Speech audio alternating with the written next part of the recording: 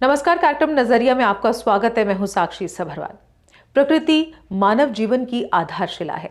धरती, जल, वायु, आकाश, पेड़ पौधे, नदियां और जीव जंतु मिलकर प्रकृति का निर्माण करते हैं।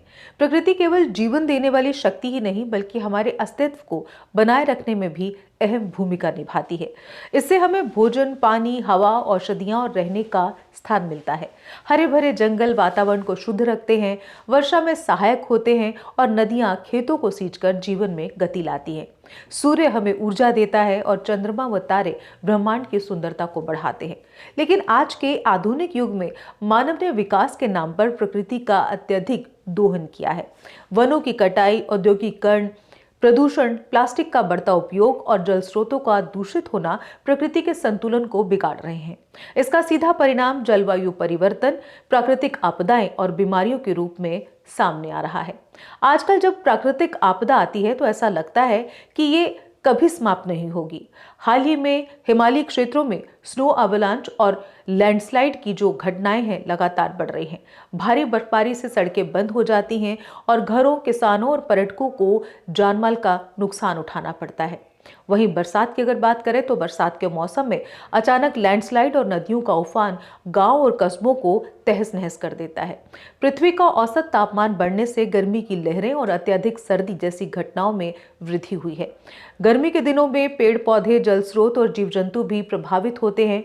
वहीं अत्यधिक ठंड में खेती, स्कूल, यातायात और सामान्य जीवन प्रभावित होता है। इससे न केवल मनुष्य का जीवन कठिन होता है, बल्कि पशु पक्षी और जलीय जीवन भी खतरे में पड़ जाता है। वनों की कटाई, औद्योगिक प्रदूषण, वाहन उत्सर्जन और प्लास्टिक का अत्यधिक उपयोग पृथ्वी के तापमान और मौसमी पैटर्न को लगातार बदल रहा है। ग्लेशियर पिघल रहे हैं, समुद्र का स्तर बढ़ रहा है और चरम मौसमी घटनाओं की संख्या लगातार बढ़ रही है। यही कारण है कि अब स्नो अवलांच, लैंडस्लाइड, बाढ़ और सूखे जैसी घटनाएं सामान्य होती जा रही हैं। प्रकृति का संरक्षण अब केवल विकल्प नहीं, बल्कि अनिवार्यता बन गई है। इसके लिए जरूरी है कि हम वनों की कटाई को रोकें और पुनर्वनीकरण का उस पर काम किया जाए। प्लास्टिक का उपयोग कम किया जाए, कचरे का सही प्रबंधन अपनाया जाए, जल स्रोतों को साफ और सुरक्षित रखें ताकि पीने का पानी और सिंचाई का पानी सुरक्षित रहे। स्वच्छ ऊर्जा और टिकाऊ तकनीकों को अपनाया जाए जिससे कार्बन उत्सर्जन कम हो। स्थानीय और राष्ट्रीय स्तर पर आपदा प्रबंधन और जागरूकता बढ़ाई जाए ताकि मानव और प्रकृति के बीच जो संतुलन है वो बना रहे।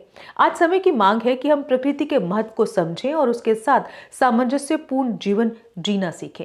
यदि हम प्रकृति के संतुलन को बिगाड़ते रहे तो आने वाली पीढ़ियों के लिए जीवन और भी मुश्किल और असुरक्षित होगा। हमें अपने विकास और जीवन की सुरक्षा के लिए जलवायु परिवर्तन के खिलाफ ठोस कदम उठाने होंगे ताकि प्राकृतिक आपदाओं से होने वाले विनाश को रोका जा सके। प्रकृति मानव जीवन की आधारशिला है और इसका संरक्षण हमारी प्राथमिक जिम्मेदारी है। केवल सजगता, संरक्षण और सतत विकास की नीति से ही हम प्रकृति और मानव जीवन के बीच संतुलन बनाए रख सकते हैं। अन्यथा स्नो एवलांच, लैंडस्लाइड, ज्यादा गर्मी और ठंड जैसी आपदाएं हमारे रोजमर्रा की जिंदगी का हिस्सा बन जाएंगी। खैर, आज कार्यक्रम नजरिए में बस इतना ही। कल फिर से हाजिर होंगे एक नए विषय के साथ। तब तक आप देखते रहिए जेके अपडेट। मुझे दीजिए इजाजत। नमस्कार।